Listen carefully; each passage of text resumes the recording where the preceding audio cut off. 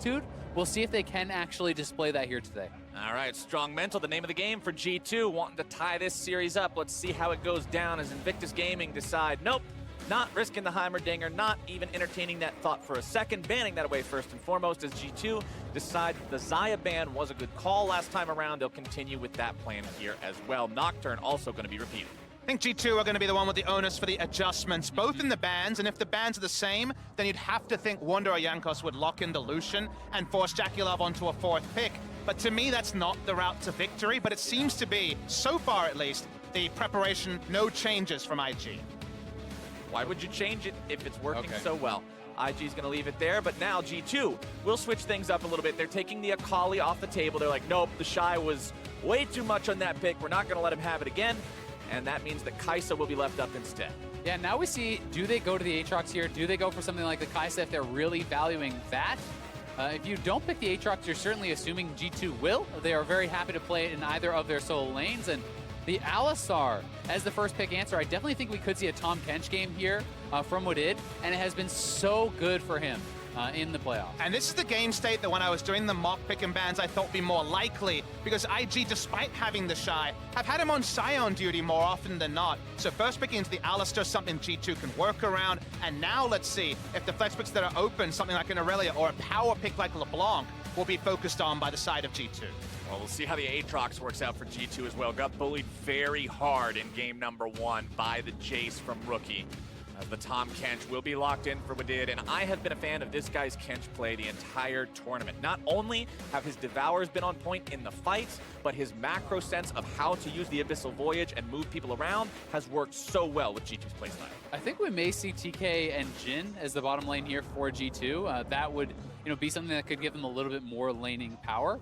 And I'm really interested to see if IG is going to go back to the Lucian if they want to try to play aggressive in that bottom side, which could prompt the Jhin, or if they're willing to go Kai'Sa, which could mean we get a Sivir answer. And Alistar as a pick in general kind of negates Sivir because the Headbutt Pulverize goes through the spell shield, so you really hate to draft Sivir into Alistar, so just given that reality, expecting an adjustment coming through from the side of G2. We wondered about the LeBlanc candidacy, of course, not a flex pick, but certainly a power pick.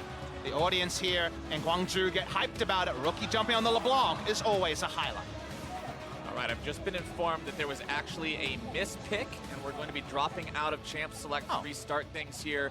Not sure exactly was it the what Taliyah, perhaps? There. I don't know for sure. I haven't been informed just yet. I'll make sure to update you guys as soon as we know, but Champion Select is going to be remade right now. So with Champion Select being remade, it will most likely be remade up until the point of the mispick. So talk to me a little bit about how you guys are feeling, what you want to see from G2 specifically moving forward from here.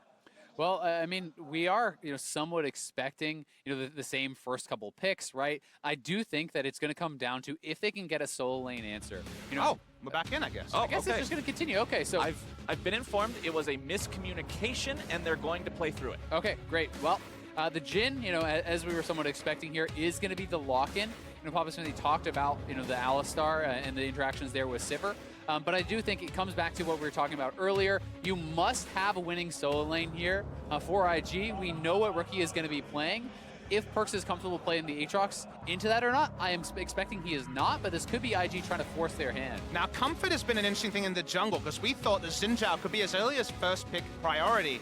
If Yarnum picks up the Xin Zhao pick for Jankos, because we expect the flex to be done until the final pick on red side, then the Jarvan will probably come out again. Actually, the Taliyah is already there, so that's probably going to be the jungle pick. They're focusing on 80 carries here, and now we're in a case of, okay, what you got next, JackeyLove? All right, Jackie, we banned 2 of your most played champions last time. This time we're going to ban 3 of your most played champions.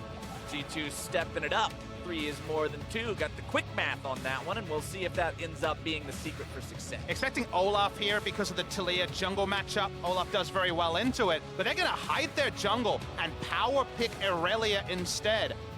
It's very, very interesting to see. There's a small chance, I guess, you could go super tricky and flex the Aatrox into the jungle, but that would be very much a throw. I think IG goes Fiora. Fiora is great into actually both of these matchups. The Shy is an incredible Fiora player. We'll see if he does it.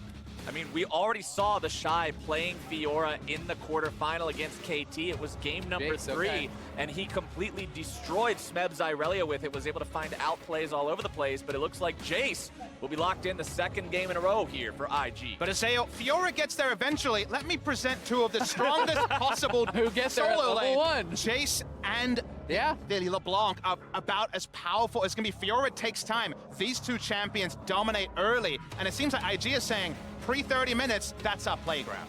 All right, Ezreal, a little bit surprising to me. Not one that was played a ton by Jackie Love throughout the year. Was maybe thinking of something like a Varus that could have come through. But what this does give them is a tremendous amount of safety on the bottom side of the map and allows them to play very heavily through these solo lanes that, as you said, are immediate power. And that is really how they dominated in game number 1. So G2, I feel so much of this is going to come down to Jankos, to his pathing. And on the Gragas, you feel like he has to have effectiveness early on to swing some of these matchups. But we're talking real early. 2v2 with any pairing of Aatrox, Gragas, Irelia versus Jace, Talia, LeBlanc. So much burst damage, a lot of momentum, a lot of mobility. This is going to be so tricky to pull off. And Gragas usually wants to farm, get boots, get his Predator online. Will this game still be in the same state when that happens?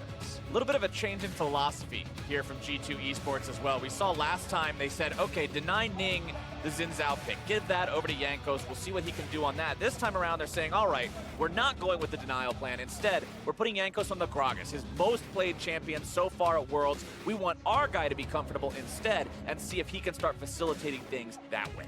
But it is very tough because we saw in game number 1, to no fault of Jankos, Ning was always in his face taking away his camps because the solo lanes were losing. So if your solo laners are getting pushed in, are getting bullied, then you don't have even an opportunity oftentimes to challenge for those camps. And when it comes to the agency of the melee carries who need some time against the ranged assassins, they both need time to get going. So the only person who really can have a playstyle change, you'd think, has to be the jungle. How will Jankos approach it? Seems to me to be the biggest tipping point, because otherwise, farming in the bot lane heavily expected. To me, the only independent variable, if we're applying the scientific formula, kind of has to be the Gragas to change the tune of game number 2.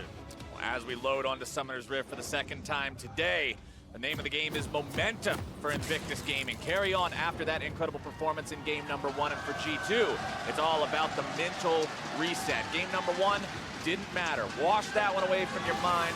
Come out onto Summoner's Rift strong and ready to go for this one to tie this series up. IG once again going to be playing from the blue side, G2 on the red as they head out, fanning out towards the river. Let's see how IG and G2 focus on this early game. One thing I do note is that G2 have a summoner heal. There's no summoner heal on the side of IG. Ezreal happy to take teleport. Usually you'll see an unsealed spellbook support with heal, but in this case it's Aftershock Ignite. So maybe there's a window for G2 to actually play through bot side and actually get something going in that lane. Jackie Love is also a player who is known for some incredibly aggressive tendencies.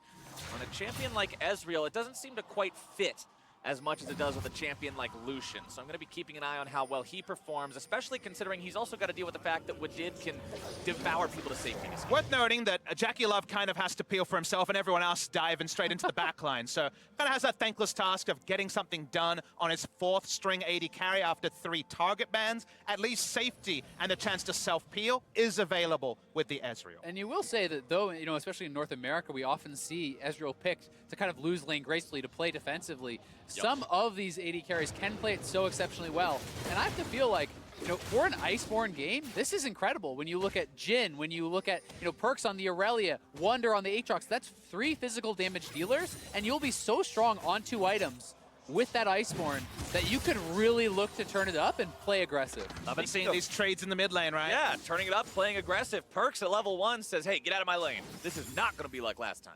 But to your point, because usually you see a lot of physical damage dealers and you say, oh boy, late game 1 damage type, that's going to be a problem. Do remember all squishies on the side of IG, so no one's going to be stacking resist and health. So the dance of the game just being decided by 35 minutes is not happening when it comes to scaling of physical damage. Certainly won't be, but you will always have, the efficiencies. Sure. You can grab the Ninja Heavies there, you can grab the Iceborne and get these little edges. So we'll see how G2 is going to be able to handle it. Wonder coming off a rough game number 1, already being bullied pretty heavily by the Jace, and we'll see how much of this farm he can pick up, and also if Jankos wants to make a really early visit, because he is on the top side of the map. He's so low. Yeah, he's Yeah, no very way. low HP. That doesn't seem like the kind Yeah, of you can't. threshold you'd want to walk into a Jace lane with. One of the pathing choices from Jankos I spectated watching back the quarters is he often skips over blue buff for a long time when he plays the Gragas in particular. Not something Ning has scoped out, but if he just expected Jankos to return to his usual route, the blue buff's actually going to be free because they have mid lane pressure and the ability to pick it up. And now this is actually a very risky decision here from Jankos. He already full cleared top, and he bought Predator Boots. He's going straight top, so he essentially has to make this gank work. Otherwise, he's going to fall way behind. Perks going in onto Rookie here, but Talia is there. The seismic shove makes it happen in first blood. Oh, Goes he for the lives! IG. Rookie lives through it. Ning making the choice to stay, and it pays off huge. This is so big, though. You can see Ning is working his way up, but he pulls it off. The Shy in some trouble. Predator Gragas coming around. The Hammer to deny things. The Shy flattening himself backwards. Still going to be It's kept going for a alive for kill. now. Ning's making his way in. It's going to be seismic shove. It's damage coming down, but it's only going to be a kill. Over to G2 for now. Jankos having to flash away, trying to keep himself alive. Chain's not going to do it. Ning can't find the follow-up, and that's G2 making it 1-for-1 overall, while bottom side, 2v2 breaks out. Balon's taken very, very low. Wadid looking to find a couple more auto attacks. Needs that stun with that tongue, and there you go. Wadid takes him down. That was so important at the end that they get a 2v2 kill against IG. The teleport back in. Ning is still here. Seismic shove gonna throw Jankos back. The damage continues coming out from the threaded volley, and Ning picks up a second for Invictus Gaming. If they can dive Wonder here with no TP, no flash under his turret, doesn't look like they're going to try, so he will be able to collect this gold, and getting that first blood, getting that kill rather onto him is so important for G2's chances. Jankos had to make that gank work. This was just such a risky path. Man, there's so much to unpack already Yeah. very early into this game. We'll talk about the mid lane first. This is Ning waiting in the brush. We already noted that Gragas wasn't going to be there for a counter gank. He was buying to get his Predator Boots online. Perks goes in. He sees a half health LeBlanc, and he goes for the call of, well, if the jungler isn't here, a solo kill is super likely. The burst damage is critical. The health, I believe, is 32 on that final tick. The action goes top lane, but we still got bot lane action to get to later. Yeah, I mean, the Shy here trying to turn this around, looking for the kill. Ning flashing in, does land the seismic shove, but then down on the bottom side, it's Bao Lan who does get aggressive, and G2 just turning it around. Just a straight laning mistake from Balan. Remember, we said at the start, no heal on the Ezreal for any sort of all-in play. Tahm Kench Devour is available. This gets all-in by Wadid, ends up being a clear one. The summoner advantage helps. We thought a gank would be needed to get the 2v2 rolling. That's a 2v2 kill for the side of G2. And this game is off to a pretty explosive start. 5 minutes in, 4 kills so far. IG looking for a chance to make something happen here onto Perks. Seismic Shove gonna throw it back. Good job utilizing that W to keep himself alive for now. But he's still gonna be sent home. Yeah, Wadid, right place, right time, as Shy taking a lot of damage there. Shy constantly going aggressive in this matchup, trying to do what Rookie did to Perks in game number 1, and always keep Wonder on that back foot. But consider once again, you look at the CS numbers, they're indicative of the matchups we laid out. Jace greater than Aatrox early, LeBlanc greater than Aurelia early. Gragas already has to be in the right spot, and the Shy's has gone for an all-in. Wonder's taken very low. Got it. Remember, he doesn't have a World Ender. He can't keep himself alive, and the Shy picks up the solo kill. And you have to feel like Wonder needed to play it more defensively. He got the early kill. He could have perhaps tried to farm this out, tried to play it more passively. Instead, he's scrapping with the Shy, and the Shy makes him pay. And it does feel like, oh, as in the mid lane, Perk's gonna take a lot of damage. No Ignite available to kill him off, but again, we saw Wonder and Perks styling on RNG solo laners. Let Me certainly was a step off the pace. He wasn't going to be flexing Aurelia to the top side, so no surprises that Wonder could get advantages there. The Shy is such a different animal. It was so obvious they'd start him over Duke, and they're paying off the rewards also with his flexible carry champion pool in a carry versus carry matchup. They really are, but now you have to give credit to G2 and their bottom lane. This point of power that has come from them, they get the 2v2 kill in a world where your solo lanes are struggling, where they are behind. You know, having this point of power in the bottom side is so critical for G2, and these two players have provided a lot of stability for the team. First Drake on the table is also Infernal, so they can grab themselves that with some of the bottom side control. Could go a long way this time around as Perks continues trying to trade with Rookie here. Ning making his way towards the mid lane yet again. Not going to go after Perks just yet. Wadid also coming in from around the side to clear out some of that vision. Rookie continues going forward, and this LeBlanc has been a pretty important pick for both of these players so far. They both played it in their game 5s in the quarterfinals to get themselves the win. Perks obviously popped off way harder on it in his game 5, but Rookie is no stranger to the champion. Definitely not. And I do really like the buy here, though, from Perks. He's actually going to go straight to a Wit's End, especially when Rookie is investing in the early flat spell penetration. This is going to negate all of that and more, so it really should help to give Perks some stability in this laning phase and allow him to farm it out. And one counterpoint you might say is, oh, but what about sending Jace mid lane? You don't want LeBlanc top lane, so that doesn't really work out in terms of lane assignments. And every time we see the Shy, we say, yep, keep him top lane, he's doing his job. Yeah, everything's going pretty well for him up there as Rookie eats some damage there from Perks for free. Not able to respond in time considering Perks has those passive stacks up. That's not a fight you want to take in melee range as buffs are going to be coming up for the second time here. You can see Rookie moving over towards his blue, but Ning's not going for that just yet. Both junglers hanging around the top side of the map here. Ning knows something's going on. Jankos walking into the vision here from the side of Invictus Gaming. Moves up to try to take that down. Accelerated Shock Blast finds its way onto him, but they don't want to take any sort of a 2v2, knowing that Perks could immediately come up and turn the tides, and G2 will just bring that mid laner back to mid, as Wadid is still hovering around the area. Yeah, I think Wadid has been doing a great job. The fact that they're not being bullied in the bottom lane this time around, that they're not under turret, has unlocked him, and he has made, 3-4 trips to this mid lane, helping to protect Perks, to clear out vision, to play some for him, and trying to keep him safe. Speaking of being kept safe, Wonder is not doing a fantastic job of that, as he has to go home yet again. The Shy just decimating this match. That's why I was surprised to see the Gragas. Gragas has kind of one all-in attempt with the Predator, and then the resting state is going to be scenarios like this, where Talia could be popping over at any moment, where the Jace is winning the 1v1 matchup so hard. Every gank Jankos shows up for kind of needs to come off, otherwise the resting pressure for the solo lanes in particular is off the charts for IG. See G2 moving up here towards that control ward. Ning waiting nearby, seismic shove at the ready. Doesn't look like G2's going to stick around for this one. They smell that something's going on here. They are at least going to wait until Jankos makes his way down. Remember, it was a 3v3 bottom lane in game number 1 that G2 was able to turn around for themselves. We'll see if they can do it here again. And Jankos has body slam flash as well as ult, so if he gets the engage, He looked to go after it, but man, you hate to see it. Yeah, he missed time the flash after the body slam. He did not get enough distance, so he doesn't actually connect with Jackie Love. It looks like there, and it's an easy shift away for Jackie Love with some really quick reactions. It's one of those pressure moments where you know you need to make the play, find the winning lane, take over the bottom side of the map. Top side's already a bit of a struggle. Getting in your own head, those Spectres can actually be one of the greatest kind of things working against you. It's actually going to get collapsed on here.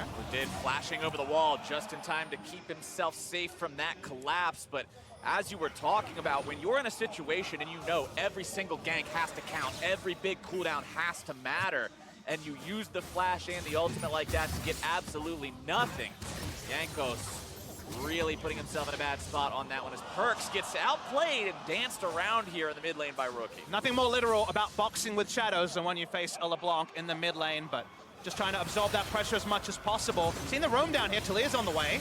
All right, bottom side, 3v3. Talia's going to be in some trouble, though. Nick dropped down to about half HP. Hjarnan having to run away now as well. Jackie Love going to be brought down to about 200. Wookie making his way down into the fight. IG just trying to buy enough time for the mid laner to make that rotation. Nobody dies, but IG is very low. Yeah, IG didn't realize that Jankos was still around. So, in goes Ning, but he immediately has to flash back out as the CC was landed on him, and it was so critical because Jankos hitting the body slam on Ning meant the seismic shove was not in time on Hjarnan. It was fast thinking. There's stopwatch on Gragas and Tahm Kench, so they just wasn't going to burst one person in time. Able to move away. It felt like IG had a win-win because they also had river control for LeBlanc to rotate first. So actually that's a point to the side of G2 that some cooldowns are down and they do absorb pressure that in the previous game was only turning into kills. Now, speaking of G2 doing a better job than last game, they're having themselves a better early game, 2-3 in the kills, but look at the gold. It's still 1,500 going the way of IG despite the fact that no turrets have been taken, and the name of the game is farm. Top lane, really big win up there for the Shy. Jungle's being out-farmed, mid lane's being out-farmed, bottom lane is even. But the turrets aren't rolling down. Bot lane was isolated. We did was mid lane. We saw Jhin and Ezreal happily farming next to each other. That's already an improvement in game state for G2. There is once again, like we talked about in game 1, light at the end of the tunnel in terms of the split push with items. You see 18,400 gold in the game for G2. If we're at a similar kind of gold lead at 30,000 gold into the game, maybe 3,000 gold behind IG, the game state and the lane assignments available are a lot more favorable for G2. Yeah, and while Perks is a little bit behind Rookie, Last game he was 30-40 CS behind at 9 minutes. This is nowhere close to that. So, certainly is hanging in there a lot better this time around. Making these adaptations, working out so far for G2. And honestly, this team, man, remember, these guys were the 3rd seed from the EU LCS. They had to play through the play-ins. They got 4th place in the regular summer split in EU. They got 5th/6th in the playoffs because they went 0-3 to the Misfits. Then they had to win the gauntlet. They had to go through the play-ins. They have had one hell of a journey to get here so far. So I do not expect them to go down without a fight. Topside dive on the Wonder. World Ender comes out, but immediately going to be popped.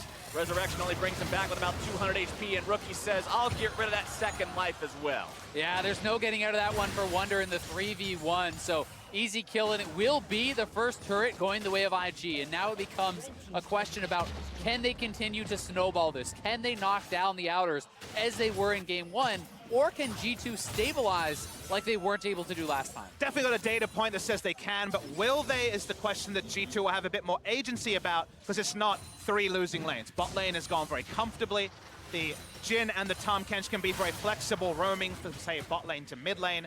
So we'll wait and see the assignments as aggressive teleport by the Shy to guarantee this Rift Herald and make some of those conditionals a bit more probable for the side of IG. And this is the thing about IG as a team. Everything they get, I said it in game 1 and I'm reiterating it now, turns into more. They make sure that a kill doesn't just mean 300 gold in your pocket. It means structure down. It means Shelly down. It means the acceleration of this game. It just means winning lanes. That's what winning lanes should turn into, is the next objective. You always have the onus to take it because the enemy is all walking back, is sacrificing while you're pillaging. And right now they're pillaging the Rift in a pretty big way. And we'll wait and see where that Rift Herald is actually plonked down. And while Wonder should hit 10 here pretty soon, it always feels so bad to see that 2-level disadvantage, even if it is temporary, because it's not just the gold then. There's so many stats you are behind purely off of the experience differential.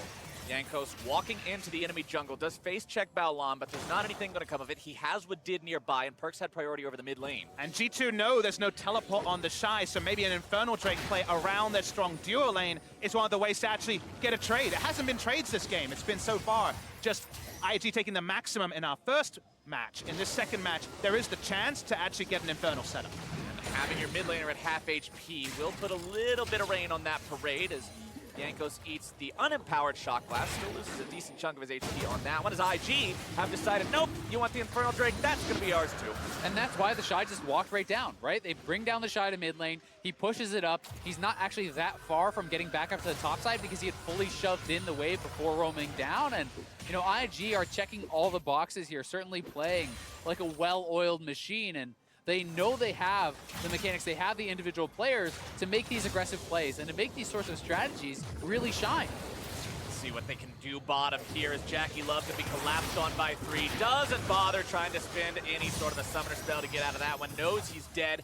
Defiant Dance from Perks, going to keep him alive through that damage there against Rookie, or at least protected against some of it, as G2 will continue to push bottom side. That was a really excellent and innovative play there by G2. Yes, you bring your jungler in with the Abyssal Void is not a new mechanic, but if you consider every other lane, there's not enough items on Aatrox or Aurelia for the Gragas gank to win 2v2. So play further around bot lane. Actually get a turret this game, however, it's at the cost of the Rift Herald, forcing them to react.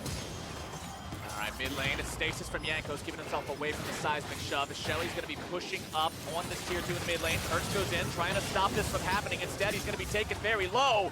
Not quite killed, but he will find the kill with the Ignite onto Ning for the fadeaway as he walks off to the side. Also going to be a kill onto Rookie there as Wonder makes himself known in this game.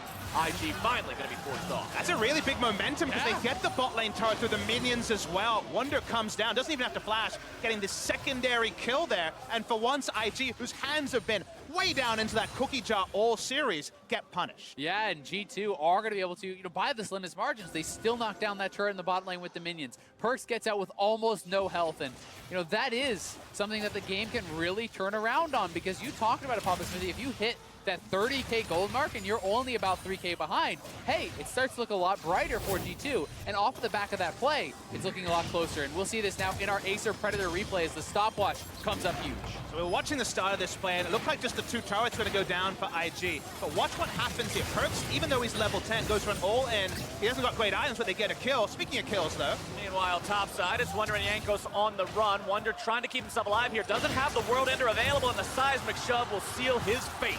That was looking like a casual 1v2 there from the Shy, as it's 2 G2 members running, and we'll see if we can watch that one once more. But the Shy, being this massive point of power on the top side, still is heavily up in experience, heavily up in gold, and trying to lock Wonder down in this lane. And even with the silver linings, turret health in the mid lane, in the inner turret, is just as low as it was in game number 1 around this time.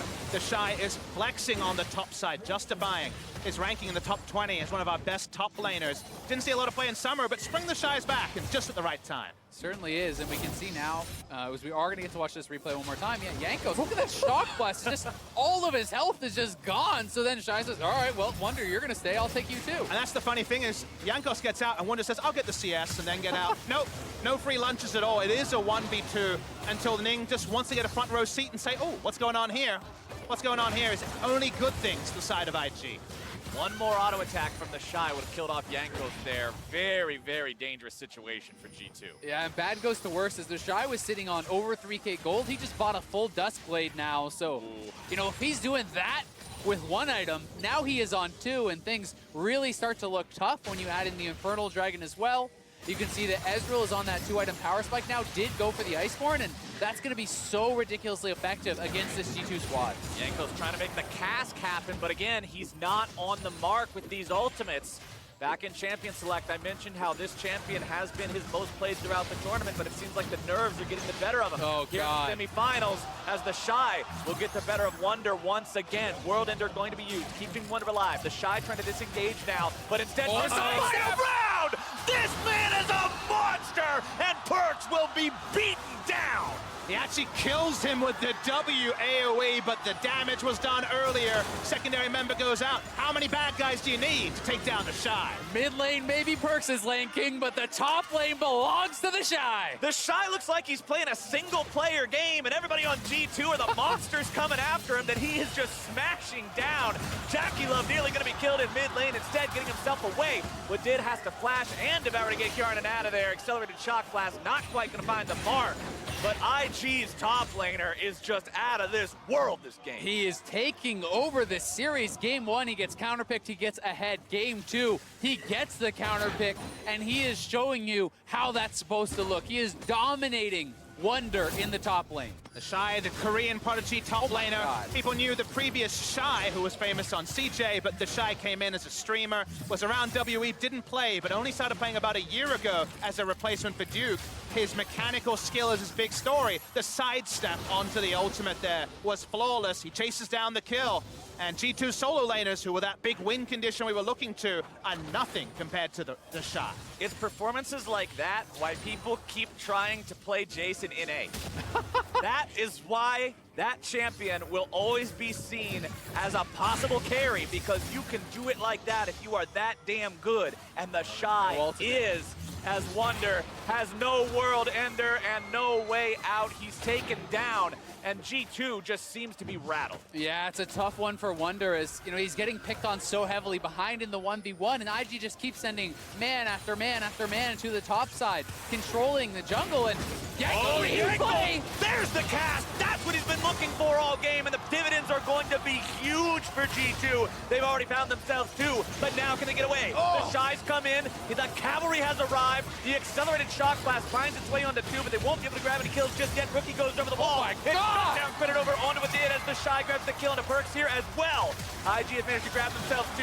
Balon goes in for the save and keeps Rookie alive from the shots. And IG strike right back. It's a flying V diving the base. The Alster flashing into the bullet that would have killed onto the LeBlanc. They're able to go into the base a second game in a row, but it started so good for G2. An incredible cast into a 3-man body slam there for Jankos, and you think, well, why is the Shy TPing in? And this is why. Look at this shock blast damage onto Kjarnan. All his health just gone, and the man is just walking straight at them, walking into the base saying, yeah, sure, Perks, ult me. You can't come forward. You cannot challenge me at this point in the game.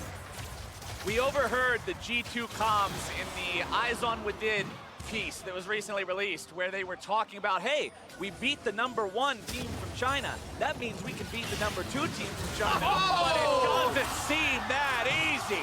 Rookie goes on a rampage, kills off Jankos instantly. This team is up 7,000 gold. They're up 2 Drakes. They're up 4 turrets, and they're going to be up a second game in this series if this keeps on. IG is just styling on them there. Rookie and the Shy have been monstrous for this team, and G2 have got to find a way to get back in this game because it is 22 minutes. Baron is not even down, and they are getting sieged. How do you even come back into the game at this point, though? You're practically waiting for a mistake. Your opponents are so far ahead on a LeBlanc, on a Jace, on these champions that if they're far enough ahead of your itemization power points, you just die instantly if you walk away from the turrets, and that's the reality that G2 live in. I mean, honestly, the Shy and Rookie are these apex predators where it feels like a nature documentary every time they come in the screen. 1v1, 1v2, just listen. G2 looking and you for hear the the play. results. They're going for the all-in. G2 are making one last-ditch effort to make this game happen. Jackie Love off the side, going to be in some trouble, taken down 1 versus 4. Wadid also going to face the same fate as IG respond. It's 1 for 1.